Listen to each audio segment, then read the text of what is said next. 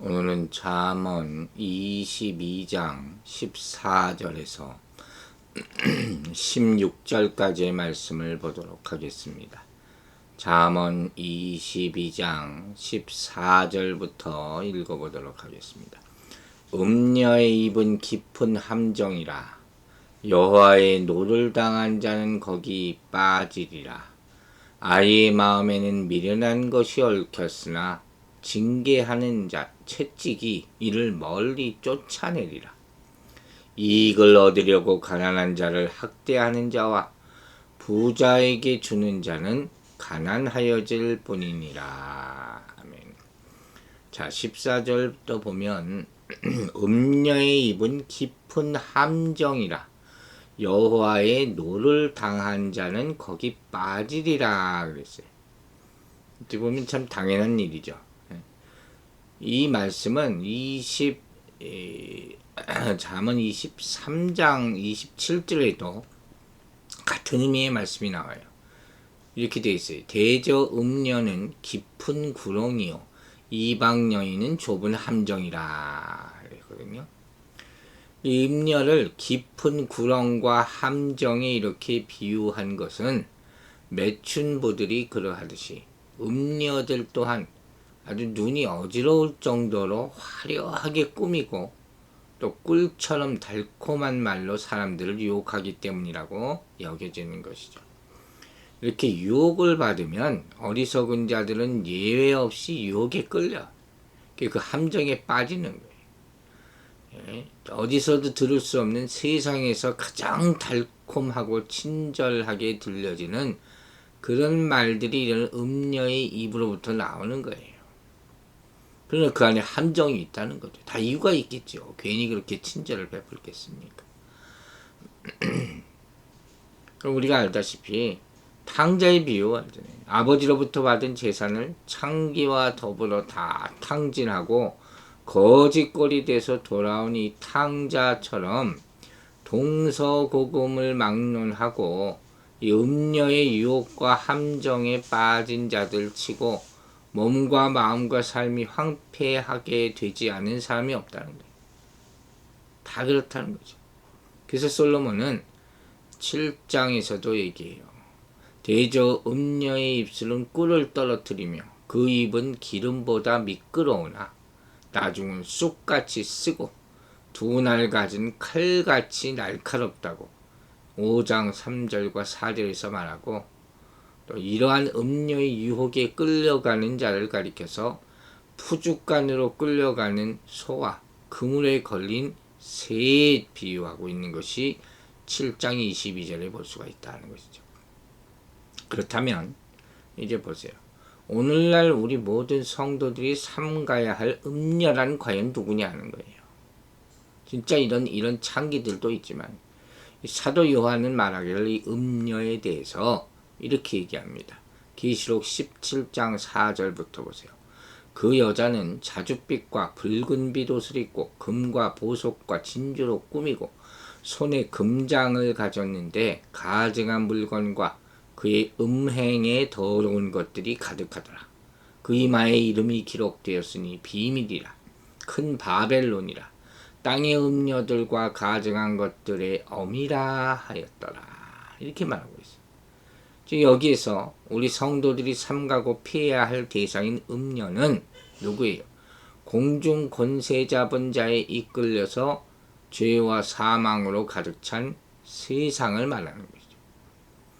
실제로 세상은 누가 봐도 유혹을 받을 만큼 매력적인 음녀의 모습이 아닐 수 없어요. 때문에 세상 사람들은 물론 심지어 성도들조차도 그 유혹에 쉽게 휩쓸리곤 하는 것이죠. 그래서 유명한 철학자 프랑시스 베이컨이 세속의 술은 마실수록 취한다 그랬거든. 이런 말처럼 지금도 이 땅에 많은 사람들이 세상이 주는 유혹과 쾌락의 술에 잠겨서 헤어나지 못하고 있는 것을 우리가 볼 수 있는 거예요. 또한 오늘날 사회는 이러한 삶으로부터 돌아설 것을 권면하기보다는 오히려 그걸 부추겨요. 한 번뿐인 인생인데 뭐 그렇게 경건하게 살려고 합니다. 이런 걸 다 즐기고 취해라. 이게 맞은 이 성공한 인간이 추구해야 할 그런 모습이냐 부추기는 모습도 볼 수 있다는 거죠. 하지만 여러분, 성경은 분명히 말하기를 이러한 음녀의 유혹은 결국 비참하고 두려운 하나님의 저주와 진노, 심판으로 우리를 이끌어간다고 경고하고 있는 것이에요. 그러므로 우리는 이런 음녀와 같은 세상의 유혹에 빠져 사는 자들에게는 돌이킬 수 없는 무서운 심판이 있다는 것을 깨닫고 그 길에서 돌이켜서 자신을 거룩하고 정결하게 지키도록 힘써야 할 것을. 이제 15절을 보면 아이의 마음에는 미련한 것이 얽혔으나 징계하는 채찍이를 멀리 쫓아내리라 그랬어요. 미련한 것이 얽혔다 하는 것은 얽히고 설킨, 즉 줄로 아주 단단히 매여 있는 그런 모양이죠. 이 말의 뜻은 뭐겠어요? 어린아이의 마음에는 미련한 것이 이렇게 얽혀 있기 때문에 채찍으로 쳐서 끊어야 된다. 그래야지 제거할 수 있다. 그런 의미예요. 이것은 비록 아이의 마음이 성인에 비해서는 순수하고 깨끗하다 할지라도 어린아이 역시 아담과 하와의 후손이잖아요. 죄악 가운데 잉태된 본질상 진노의 자식이라 그랬어요. 죄가 있는 거예요. 어린아이도 죄가 있어요. 이 죄를 추구하자 하는 성형, 우둔함, 미련함이 존재한다는 거예요. 이 현대적으로 이걸 얘기하자면 이렇게도 표현해요. 우리 인간의 유전자는 태초부터 이어져 오는 원죄로 인한 미련함과 죄악의 DNA가 들어있다. 그렇게 태어난 거예요. 자, 보세요. 그렇다면 이렇게 어릴 때부터 몸의 일부처럼 단단히 얽혀있는 이 죄악의 미련한 것과 고집들, 이걸 제거하려면 어떻게 하는 것이 가장 좋겠냐? 이게 바로 오늘 본문에 나오는 징계의 채찍으로 치는 것이죠. 왜냐하면 인간의 몸에 가해지는 채찍과 회초리처럼 강한 자극으로 정신을 깨우는 것이 없기 때문이에요. 내 몸을 다스리라는 거예요. 내 마음을 다스리라는 거예요. 혹독하게 해야 되는 거예요. 나에 대해서는 혹독해야 돼요. 관대하면 다른 사람들한테는 관대해야죠. 그러나 나에 대해서는 채찍으로 다스릴 수 있어야 된다 하는 것이죠. 우리 쉽게 이런 말도 있잖아요. 미운 자식에게 떡 하나 더 주고 고운 자식에게 매 하나 더 준다. 우리나라 속담도 있고 서양 속담에도 매를 아끼면 아이를 망친다 하는 격언이 있거든요. 즉 어린아이라 할지라도 그 안에 단단히 얽혀져 있는, 매여져 있는 죄의 성향, 또 미련함, 이런 것 끊기 위해서는 강한 징계를 동반한 엄격한 훈련이 있어야 한다는 말이에요. 그런데 사실 가만히 생각해 보면 이 말씀은 비단 어린아이뿐만 아니라 우리 모두에게 해당하는 말씀이에요. 즉, 이 말은 어른들도 육체적으로는 장성했을지 모르지만 정신적으로나 영적으로는 그리스도의 완전하심에 비추어 보면 어린아이에 지나지 않기 때문에 우리 다 그렇잖아요. 성숙하지 못했다는 거죠. 그래서 하나님 아버지께서는 우리 안에 견고히 묶여져 있는 이런 영적 우둔함과 죄의 성향을 제거하기 위한 강한 채찍과 회초리로 치실 때가 있다는 거죠. 안타깝지만 그게 때로는 질병이죠. 질병으로 우리 몸을 치실 때도 있고 때로는 사업의 실패, 뜻하지 않은 재앙, 사고, 또 우리가 가장 아끼는 것들을 가장 이렇게 뺏어 가기도 하지요. 욥기를 보면 알 수가 있잖아요. 그러나 여러분, 이러한 징계와 채찍은 결국 우리들로 하여금 하나님의 뜻이 무엇이며 어떻게 사는 것이 바른 길로 나아가는 것인지를 깨닫게 해주는 계기가 되는 거예요.